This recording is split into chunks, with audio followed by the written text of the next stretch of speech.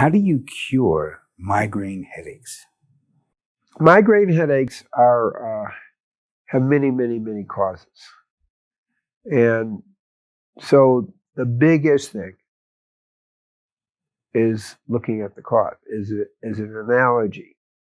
Is it that your blood vessels expand under certain conditions and put pressure on the nerves that surround the blood vessels?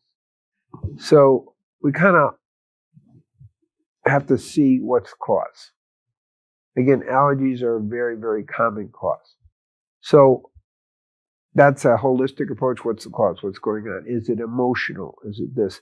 I use a lot of homeopathy in my work for migraine headaches. I would say probably a 95% success rate, but there's not like there's one approach. Okay, yeah, we got to clear the blood sugar. Yeah, we have to do certain things, but I find homeopathy being a really very effective for that. In that way, but we have to get people healthy as well. Do complex carbohydrates turn into sugar? And if they do, then what's different between eating them versus fruit? There's several points to that. Again, I'm going to talk about it from a diabetes point of view. Well, I'll talk a little bit about cancer, but I don't do a lot of work with cancer. I refer my people who are focused on cancer to Brian Clements at Hippocrates, because it's not my level of expertise. My goal is to get people optimally healthy, life mastery for them, working on their blood sugar and all the other things that go on. So at the level of cancer, I'll refer out. That being said, first thing we have to understand is that cancer cells love glucose 10 times more than regular cells. And cancer cells love fructose 10 times more than they love glucose. So it's, I want to minimize fructose in the diet. Fructose also is one of the leading causes of liver disease. Okay, so we want to minimize fructose in that way. So one of the big differences, fructose versus glucose, that you have in grains and things like that. I looked at the literature trying to figure out the food issue, and I found 8 studies. Or maybe now there's more studies. And there's only 3 fruits that don't seem to raise the blood sugar or disorder, and that's bilberries, blueberries, which are terrific, and green apples. So those are the only fruits okay for people after they have a blood sugar less than 100 for 3 months, and then off the medication of the herbs for 3 months. That's 6 months. Then they're okay to have those 3 fruits. So that's a concern for me in terms of the bigger picture. Now, the question is slow acting versus fast acting, and fructose versus glucose. So the research shows that if your blood sugar is greater than 110 for a few hours, you start to get destruction of the beta cells in the pancreas. So what are they? That's what makes insulin. At 100, the beta cells get weakened, but at 110, they start to be destroyed. So a slow acting starch versus, a simple carbohydrate is safer, because you get more of with a simple carbohydrate, you get a spike, and with slow acting, you get more like that. So that is preferable to me, is having slow active. Now, what I have found long term, first of all, people are unique. We're unique individuals. We have over 20,000 to 30,000 gene variations, and 20 to 30,000 genes, and up to 200,000 gene variations. That's roughly, because it's a new field, new, relatively speaking. So there is a variation in the diet. And what other research has shown is that 70% of the people need a slightly higher protein, 30% need a slightly lower protein. So although it's common among some vegans to say it should be high complex carbohydrate, low fat, and low protein diet, in reality, it depends on your constitution, or evetically, and if you're what we call fast slow oxidized. These are measurable things. And so there's a great variability. So I'm a person that can have a slightly higher carbohydrate diet. Now, on chromosome 19, it pretty much lays out your ratio. Your person needs more protein, more carbohydrate, more fat, less fat. And I'm going to say animal fat, plant fat in that basis. So the whole complexity is what we have to look at.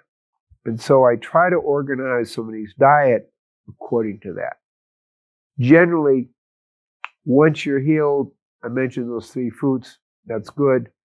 I don't go with a lot of starchy foods. I'm really looking at, as a basic diet, nuts, seeds, avocados, olives, that kind of thing, and lots of leafy greens, lots and lots and lots of sprouts. And that's your optimal diet, and it's your optimal healing diet. Now, once you're stabilized, because not everybody can really do, I break it into therapeutic and maintenance. That's a therapeutic diet. I call it phase 1. And then some of us, like myself, are pretty much on what I call 1.25. What does it mean? So I don't really do grains, but 1.25 will have blueberries in it and things like that. That's my main fruit that I have because it's a super optimal thing. If I could find bilberries around, I probably would do that too. That's very good for your vision as well. So just kind of perspective. So, and our protein needs change with time too. So we have to kind of be aware that we're a moving target. What do you need before puberty? What do you need from puberty to maybe 65? For example, I'll take myself as an example because I experimented myself. Okay?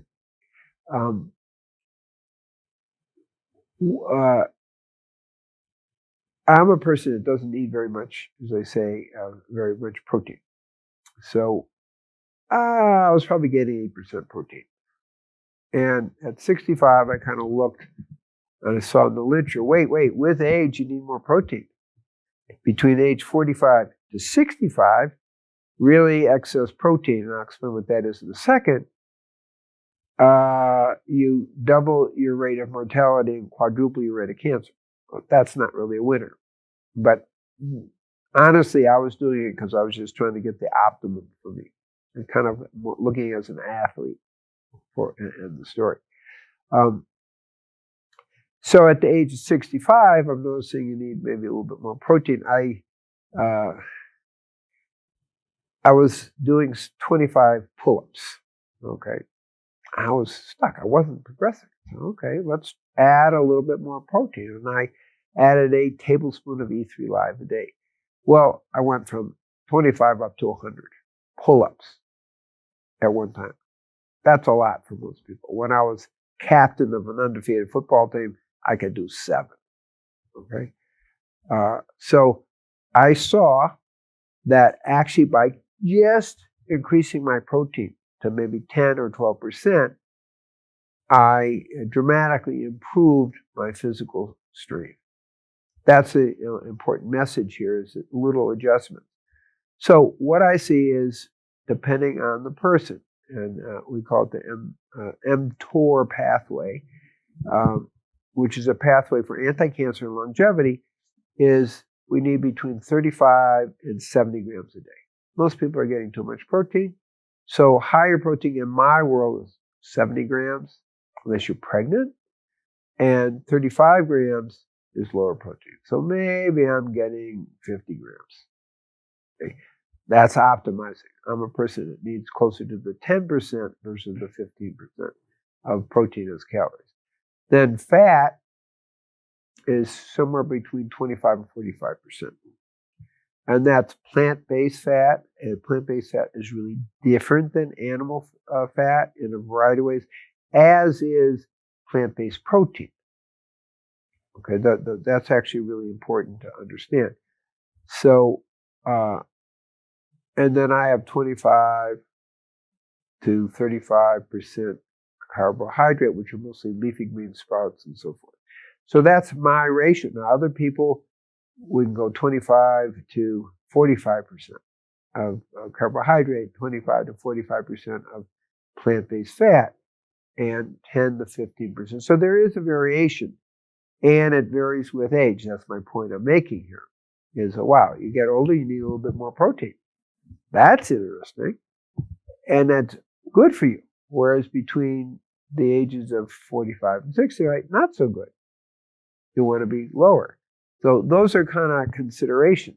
Now, because we're a moving target, because we're evolving in different ways, we're changing with age, we also know that basically 10 to 15% of the population from age 20 to 65 has type 2 diabetes. I mean, we are looking at an epidemic of diabetes. I'm not really addressing that as I'm explaining it. That's it. And after age of 65, we're up to 27% of the population in the U.S. with type 2 diabetes. What happens? So what's happening is there is an enzyme, G6 phosphatase, which tends to take glycogen, which is stored, in a sense, glucose, break it down faster. And it also tends to take protein and turn it into sugar, which is a subtle point because too much protein for a diabetic can also be a problem because it gets broken down to sugar. So after the age of 65, that enzyme increases in its production in our liver, and we're creating more glucose. Our diet stays the same, but we're creating more glucose, and that's why we have 27% of the population having diabetes after the age of 65. So we have to pay more attention with age. I think it's really important for people to understand we're not cows. We are unique individuals. We're going to have different diets, and we don't just eat grass. But it also varies with age. And we have to understand it's a moving picture. It varies with age, it varies with constitution.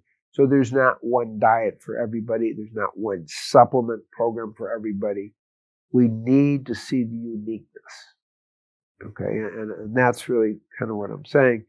But on my own experimentation, just adding a little bit, I'm making the point, a little bit of protein, 1 tablespoon more.